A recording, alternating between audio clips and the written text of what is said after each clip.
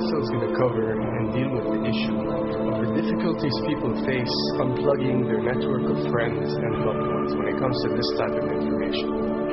I get emails all the time from viewers and subscribers complaining that they find a high level of difficulty in communicating this type of information and this type of what people call conspiracy to their network of friends.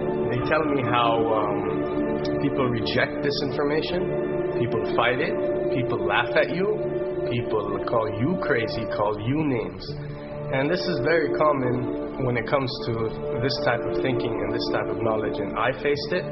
I assure you that everyone else who delved into this realm of research has faced it.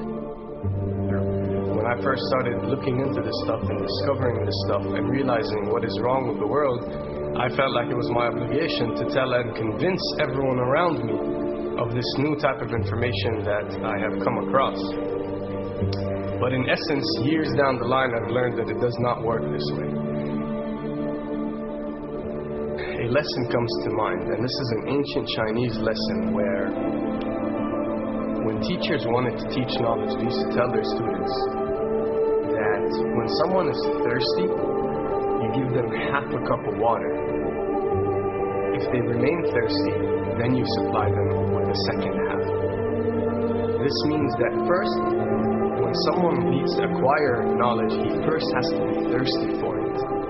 And only after his thirst has been communicated to you, you supply them with half a cup of water. You don't shower them with a full gallon of water, because this is only going to push them away. You give them half a cup. If they ask for the second half, you supply it to them. If they don't, it's not your responsibility. They will sooner or later in their lives. The best way for people to see and change their way of thinking is for them to experience the change, is for them to see and research this knowledge rather than someone telling it to them. So if you do care about someone, or if you do want to share this information, you got to be very subtle. You got to do it in a smart way, and you got to bring the person in. Ask them questions instead of supplying the answers. You're sitting watching the news with your friend, and he's talking about certain situations being broadcast on the news. Ask him, why do you think this is this way? Why do you think these stories are covered? Through such type of discussion, rather than preaching, you will build a certain level of trust or a level of comfort between you and the desired listener. And this can help you now to take it to the next step, which is to facilitate ways for him or her to achieve or receive the knowledge that you find valuable. Then the ones who are ready to see and the ones who are ready to be unplugged will do so.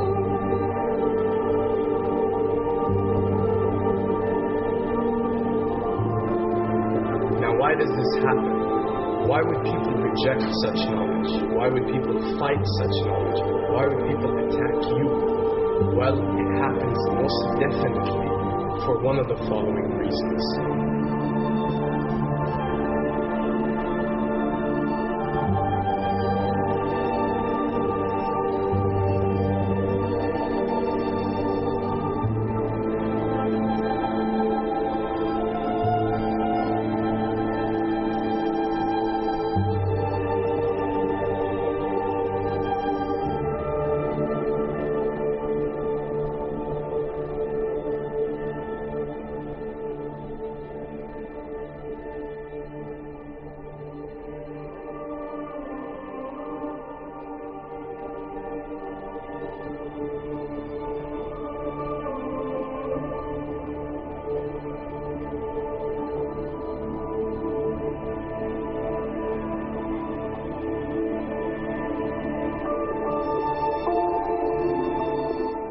To understand, most of these people are not ready to be unplugged.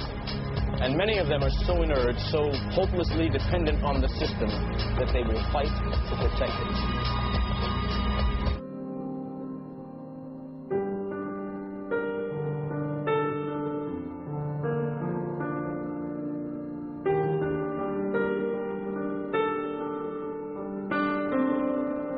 The greatest hypnotist on planet Earth is a oblong box in the corner of the room. It is constantly telling us what to believe is real.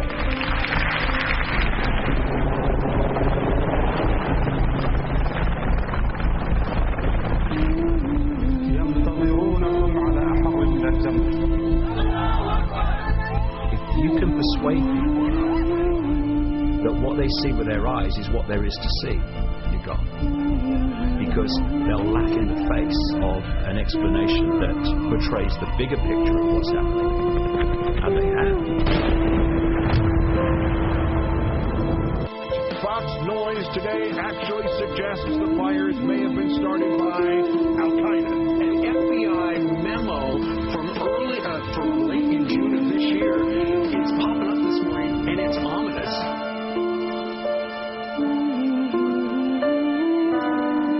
Those who oppose this vital tool in the war on terror need to answer a simple question. Which of the attacks I have just described would they prefer we had not stopped?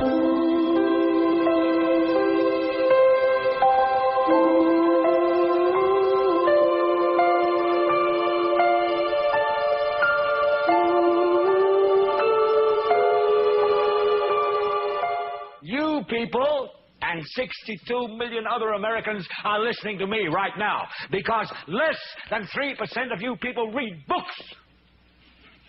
Because less than 15% of you read newspapers. Because the only truth you know is what you get over this tube.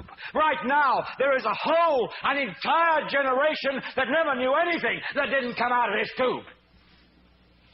This tube is the gospel, the ultimate revelation.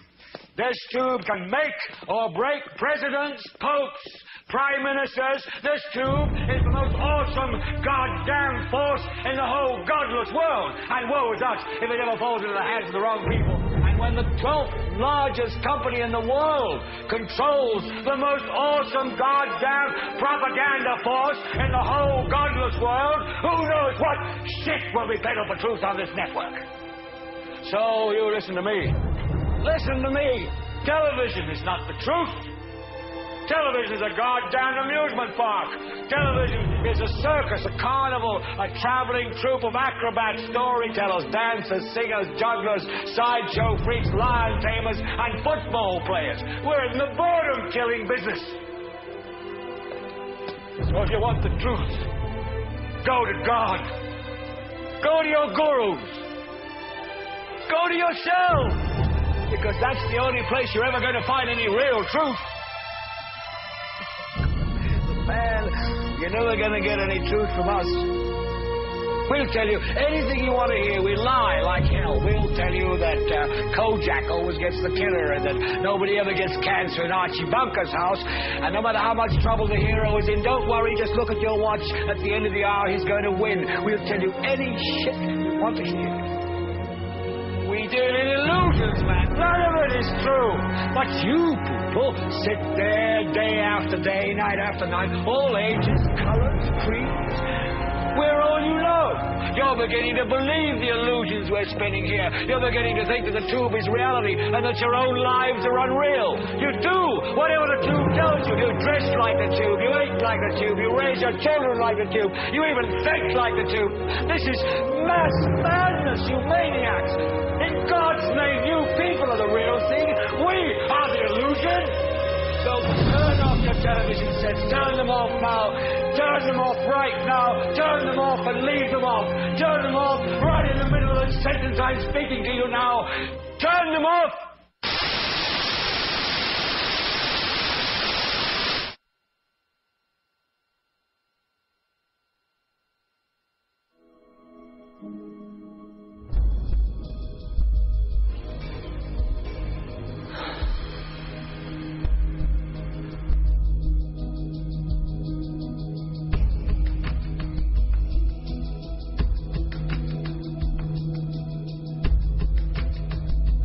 Welcome to the real world.